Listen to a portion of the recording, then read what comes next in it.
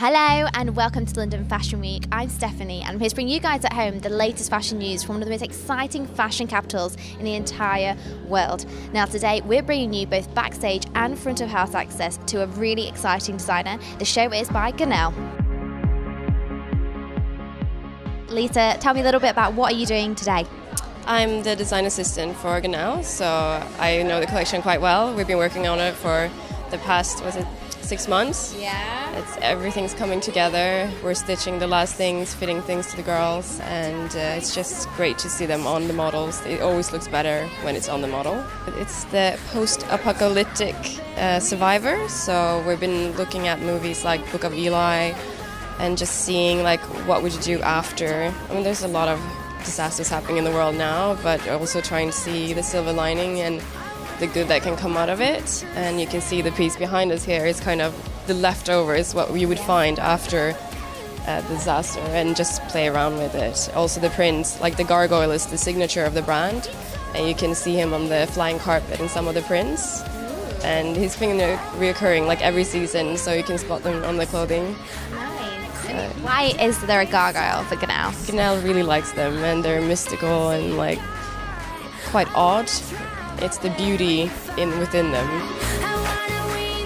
So at Backstage at the GYUNEL show, I'm joined by Darren Ambrose. And tell me, what are you doing backstage today? What's your role? I'm a head hair artist actually for GYUNEL, and we had a discussion a little while back on the concept of this whole show. So gathered a great team of eight guys together to produce the hair and get the girls ready for the runway. And I've seen you use lots of little accessories in there as well, like little bits of leather and stuff? Like, what's going on inside that hairstyle? Well, I think, like as GYUNEL was saying, it's this post-apocalyptic kind of survivor, roaming the streets. She's kind of been blown out and she's kind of lived in, and she's still working, surviving.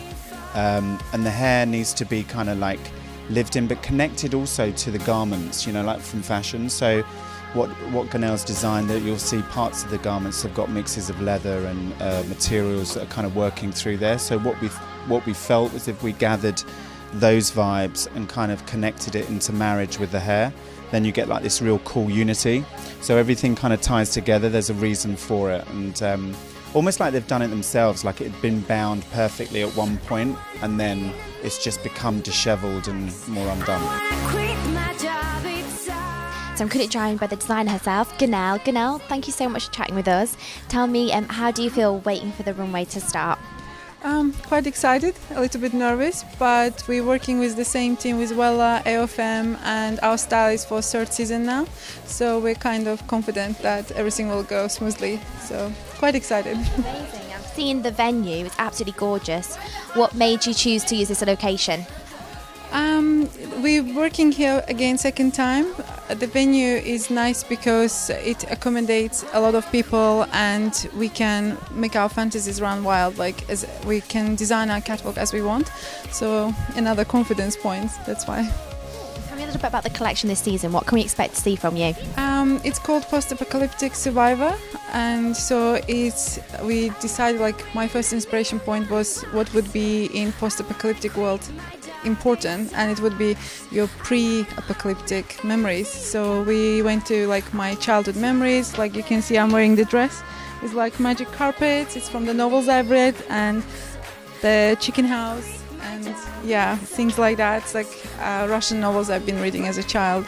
So we decided prints to go that way. Like your memories would be very important in post-apocalyptic world. I thought GYUNEL's collection for Autumn 2015 was really inventive, really clever, and really different to anything else we've seen so far at London Fashion Week. She really put her mark on it, and I love the fact that her illustrations and memories from being a child were used in her garments. It was so fun and inventive, and the hair was really creative as well. I loved how they used different textures and pieces of leather to really bring the story to life, and I think it's really clear to see her travel and her beautiful kind of inspiration throughout this whole collection. And who knows, if there is an apocalypse, we're definitely going to look really cool.